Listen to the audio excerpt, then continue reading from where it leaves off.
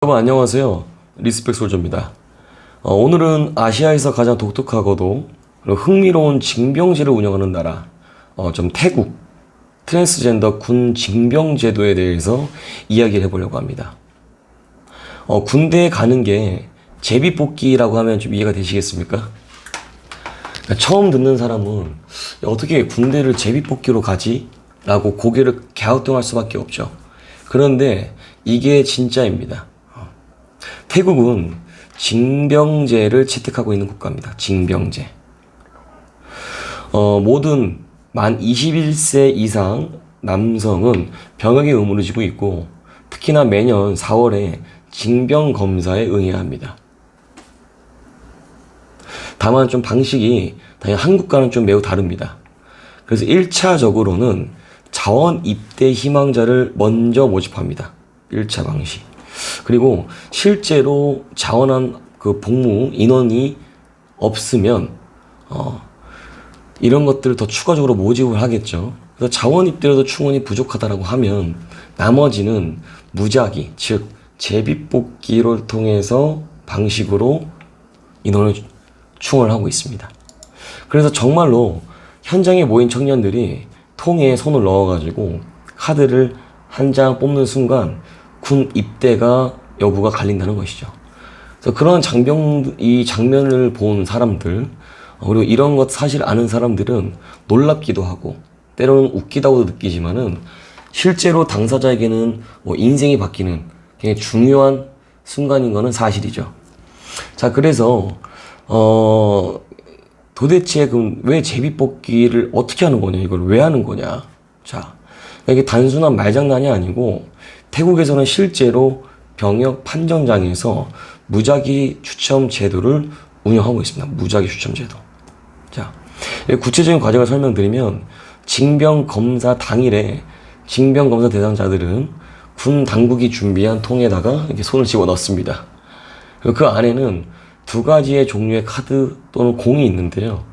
자, 빨간색 카드를 뽑으면 현역 복무 2년, 그리고 검은색 카드를 뽑으면 면제 또는 1년 유예가 됩니다. 그래서 이 시스템이 겉으로 보기에는 단순해 보이죠. 그냥 뽑으면 되는 거니까. 근데 병력의 유연한 수급, 공정성 확보라는 나름대로 태국의 전략적 이유가 있다라고 제가 기사를 봤습니다. 또 하나 흥미로운 거는 이 장면이 매우 공개적이고 SNS에서까지 굉장히 큰 화제가 됐다는 점이죠. 그래서 누군가는 붉은색을 뽑고 좌절하고 울고 있고, 누군가는 검은색을 뽑고 친구들과 포옹하고 환호하는 장면들이 아직도 생생하게 기억이 납니다. 그야말로 희비가 엇갈리는 인생의 로또라고 볼 수 있겠습니다.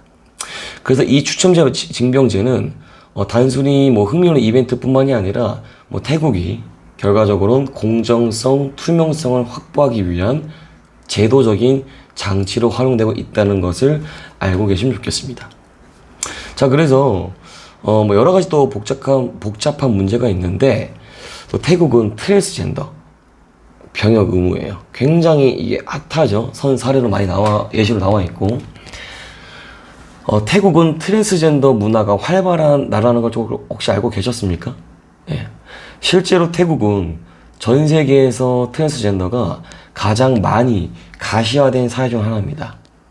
그래서 명칭으로 레이디보이라고 하죠. 그 레이디보이로 알려진 여성, 외모의 남성, 혹은 완전한 성전환 수술을 한 사람도 많습니다. 그래서 이들은 방송, 패션, 연예계에서도 많이 활약을 하고 있고요. 하지만 태국의 병역 제도의 기준은 명확합니다. 왜냐면 출생 성별이 남성이라면 외모나 정체성에 관계가 없이 징병검사에 출석을 해야 한다는 겁니다. 즉 여성이 된 트랜스젠더도 법적 성별이 남성으로 등록되어 있다면 반드시 병역 판정장에 가서 판정을 받아야 한다는 것입니다.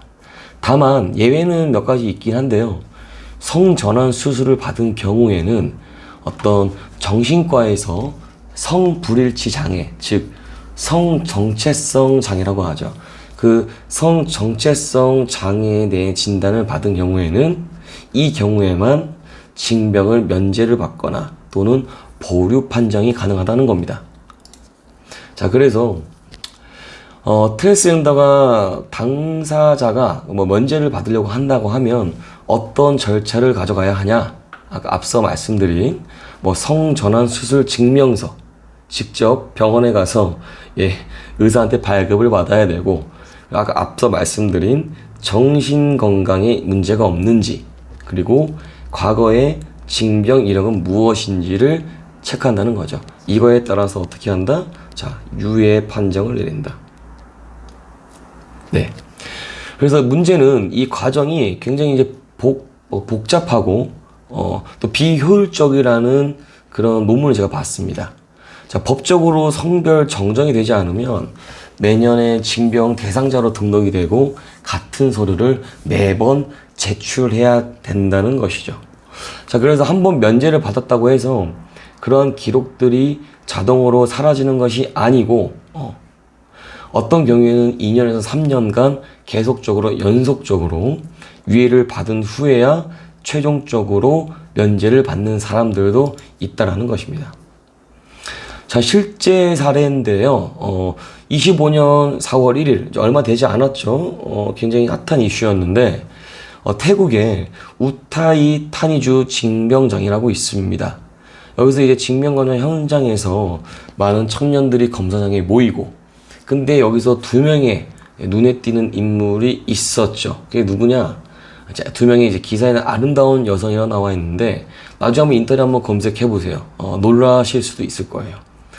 긴 머리, 그 여성스러운 얼굴, 드레스를 입고 등장한, 그래서 두 사람은 겉보기엔 평범한 여성처럼 보였는데, 하지만 이들은 법적으로는 남성으로 등록된 트랜스젠더였습니다. 예. 첫 번째 사람은 아리트 칸이라는 이제 23세. 예. 이 사람은 이제 2년 전에 유예 판정을 받고, 올해 성전환 수술을 다시 한번 완료 후에 면제를 신청하러 다시 온 상황입니다. 그리고 타넷 샌롭이라고 21세죠. 첫 검사에 참여했고 아직 수술 전이라 다시 또 내년에 신청해야 되는 상태입니다. 그래서 이들이 이제 등장하자마자 현장은 굉장히 술래놨고요. 그래서 이때에 이제 저도 이제 기사를 접했어요. SNS 영상부터 해가지고 전국적으로 화제가 됐죠. 이런 것들이 태국 사회에 성소수자와 그리고 징병제도의 충돌 지점을 상징적으로 보여준 사례가 남아 있었습니다. 다음. 그래서 우리는 여러 가지 의문점을 품을 수 있을 것 같긴 한데요. 그러니까 태국이 이렇게 트랜스젠더에 대해서 관대한 나라였나? 그러니까 태국이란 나라는 세계적으로 가장 성소수자에 대한 사회적 수용도가 높은 나라죠. 그만큼 카톤보이, 레이디보이 어떤 등의 표현이 일반화되어 있고요. 모델이라든지 여대인 그리고 미인대에서 다수 존재할 정도로 사회적 수용성이 굉장히 높은 편이다. 신기하죠? 그러나 이제 법적으로는 성별 정정 제도가 아직까지 미흡을 해서 공식 문서 성별 당연히 유지가 되겠고요. 그래서 아직까지 성전환을 하지 못했거나 의학적 또는 경제적 사유로 인해서 수술이 불가능한 트랜스젠더는 매년 면제를 받기 위한 서류와 검사를 반복해야 되는 번거로움이 있다라는 부분입니다.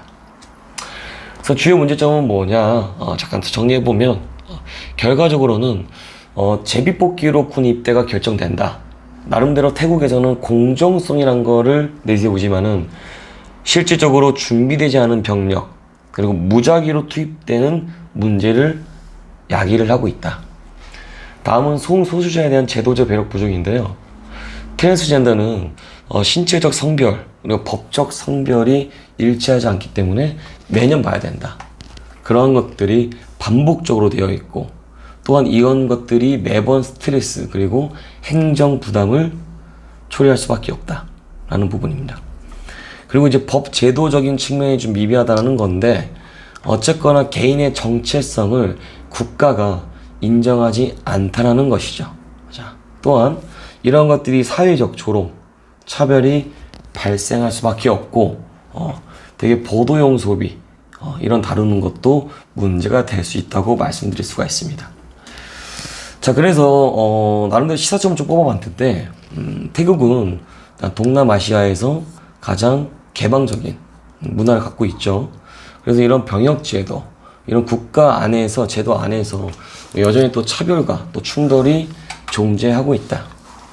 그래서 이러한 사례가 이제 어떻게 보면 군 복무가 단지 어떤 신체 건강 여부만이 아니라 정체성, 뭐 인권, 법 제도에 대한 종합적 균형이 필요하다는 걸 잘 보여주고 있고요. 한국에서도 이런 유사한 뭐 이슈가 존재하죠. 아마 네이버 검색해보면 나옵니다. 트랜스젠더 군 복무 관련해서.